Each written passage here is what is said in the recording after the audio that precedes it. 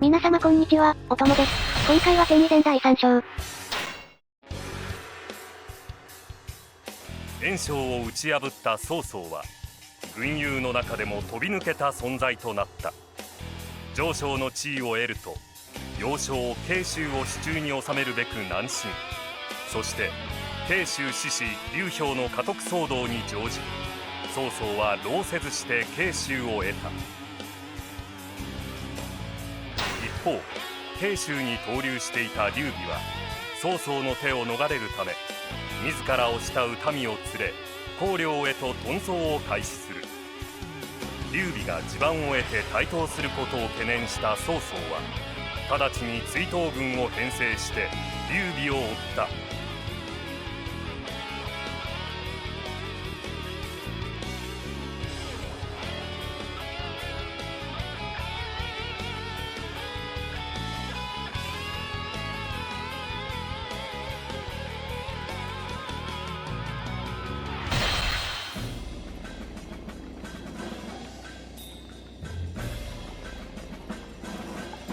すげえな。劉備を慕うやつってのはこんなに嫌がるのか。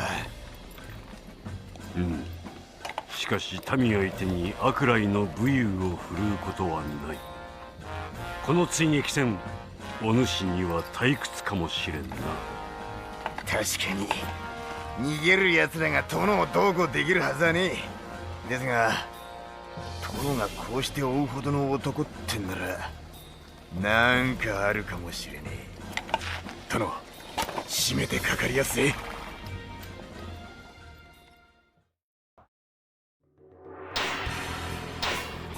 これだよ。今日は切れないんですか？撃ち殺されたい？正直このステージはそこまで難しくないんだな。下降飛んでやった時みたいなコールド勝ちはできないけど、全先行に必要なだけのことは天意でもできる。ここの劉備はとにかく全力で逃げる。普通の敵はこちらが近づけば基本交戦意識になってくれるがここは違う。正攻法では全先行どころか勝つことも怪しい。じゃあどうするか？答えは簡単。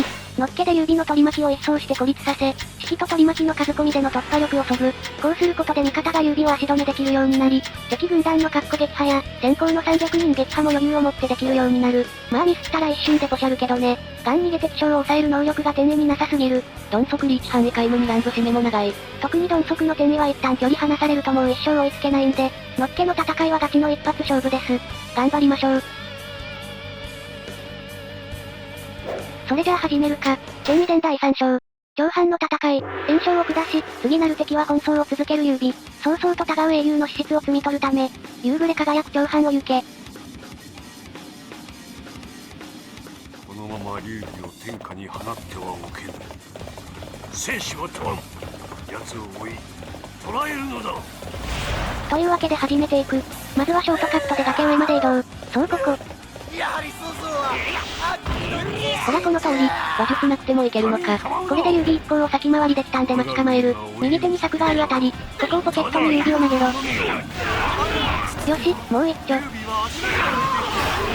よしよし、あと1回で乱舞。やべ、回避でしかされた。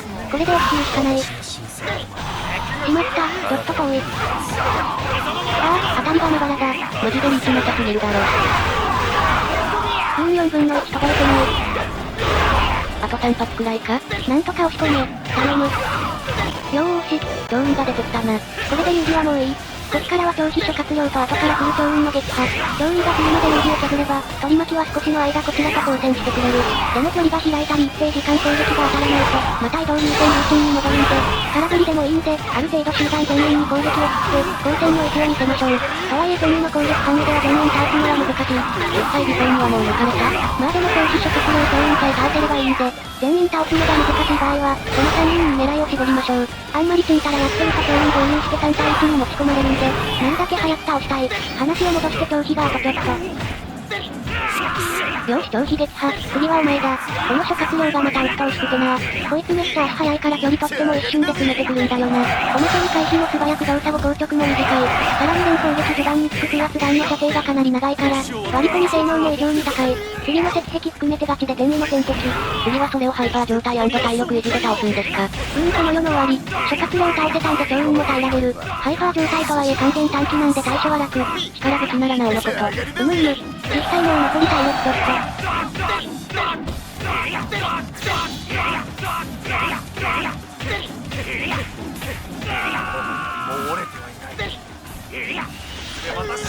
超雲撃破、力武器をもう存分くれるのは気持ちいいぞい。3、4のつけたんでついでにやっとく。低難度なら特性の補足も比較的穏やかね。こないだのカントもそうだったけど、とっとと乱舞に逃げるより、少しは欲張った方がいいかもな。話を戻して慣用撃破、力武器の火力最高。だが旗持ち兵には追いつけない。情けねえ。ここまでやれればもう安心。あとは各地の敵を撃破しつつ、関羽のいる詰所で300人撃破まで稼ぐだけ。近辺の援護はする？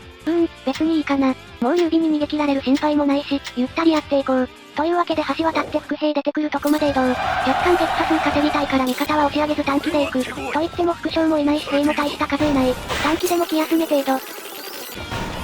そうこれ。この時諸葛亮存命ならセリフが出ます。その場合は飛ばした方がいいね。そんで兵こんだけか。実際見ると少ない。まあしょうがない。ここはそういうもんよ。しかしこれ撃破数300届くか？加工戦の時は優美と今木一層時点で140人切れてたのに、こっちはようやく100人。ほんと天に全方位に劣等生じゃねえか。まあ大丈夫よ。全部でもまだ足りる。話を戻して反撃破、遺跡も平らげる。しかし天にってなんでこんなリーチ短いんだろうな。2人鉄球って普通に2人を長く持てばいいだけじゃん。なんでわざわざ鉄球付近で握ってるのか。あれじゃね？もともともっと長かったけど、斜め振りの部分で地面についちゃうから短くした。みたいな。それなら振りが遅いのも説明がつく。別にいいだろついちゃっても。他の武将だって標準武器でリーチ伸ばしたらついちゃうことあるし。そんないらん気遣いのせいで、こんな苦しんでたらバカみたいじゃん。まあ無双あるあるよね。変なとこ凝ってると思えば、すごい雑な部分もある。特に問題ないんでこのまま行きます。VS 関羽&その取り巻き。撃破中稼ぐぜ。関羽はハイパー化してないんで、ちゃんと戦うと割とすぐ倒せちゃう。なんでしばらくは関羽より撃破数優先。超攻撃で走り回りましょう。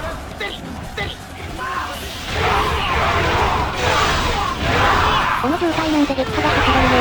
まああまり気にしても、超攻撃も連攻撃も当たれば威力は高いんだよな。問題は能動的に安定して当て切る、切り切るのが難しいというか基本無理という点。全部システムはシンプルかつ状況対応に特化してるから、自分から状況を作るのはシステム上サポートされてないんだな。ハードアクション得意なメンツはそれでいいんだけど、そうでない武将はなかなか。そしてハードアクション得意なメンツは、なんだかんだ状況を作るのも得意だったりするんだよな。できるやつは何でもできる。できないやつは何もできない。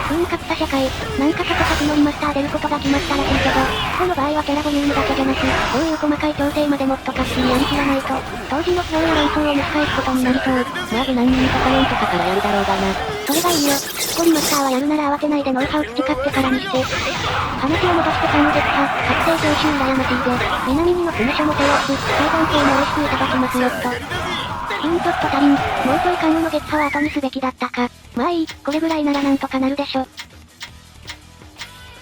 両肩押しに行くついでに尾砲もやっちゃうか。冒頭で抜かれたと思ったけどまだこんなとこにいたのな。この両肩が毎回はぐれた位置にいるせいで味方とぶつからないんだよな。撃破を味方に任せられなくて、処理がめんどい。しかし尾砲まだこんなとこにいたとはな。とっくに橋を渡ったと思ってたが、確認したら冒頭の戦いで崖下に落ちてました。ああ。そういうこと。ヒオーラモブなど取りに足らん。引き続き両下の撃破に向かいます。しかしさあ改めて全遺伝の構成。なんで偽計シナリオのきついとこ全部無理なんだよ。こっちはやれ最弱とか言われてるのに、おかしいだろ。リリース前は最弱かどうかはわからないですし。一回修羅でちゃんとテストプレイすればわかるだろ。じゃあ理想としてはどのステージがいい？まあ。こんな感じっすかね。おう。これなら天にでも楽しく遊べる。って言いたいとこだけど低分版設定普通にきつくないですか？さすがに正規でしょ。先行が良ければそれでいい。まあ本体が本体だから、どこでも勝ったいうことに変わりはないだろうけど。よし、300人撃破。まあまあ避難民つってますね。気にすることはない。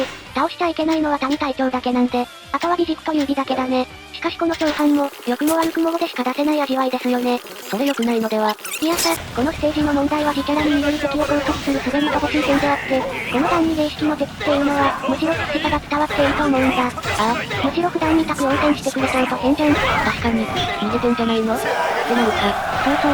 まあとにかく工作やリマスターで良さを伸ばすにしても反省するにしても、その旨味とえぐみ、それぞれどこにあるのか正確に分析してほしい。でないとろくな出力が、できないよねって。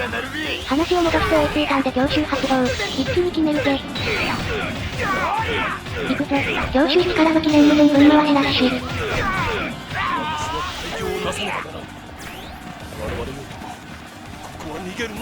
優美撃破、これで攻略完了です。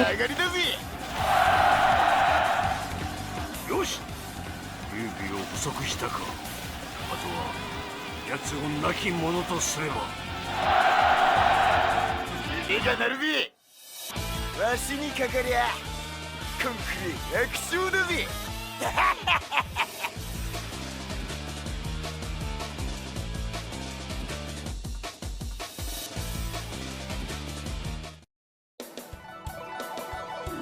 クリアタイムは6分52秒。撃破数303人。もうちょい稼げたらよかったが。そうね、あと50人くらいやれてれば、あとあと楽だろうに。それでもとにかく転移でも長半いけますよっと。まあ冒頭の優美削りと取り巻き撃破は難しいけどね。優美盾強普通に避けてくるんだな。あれが本当に辛くて、盾の動作時間と相まって、一旦ミスったらもう追いつけないんでやり直し。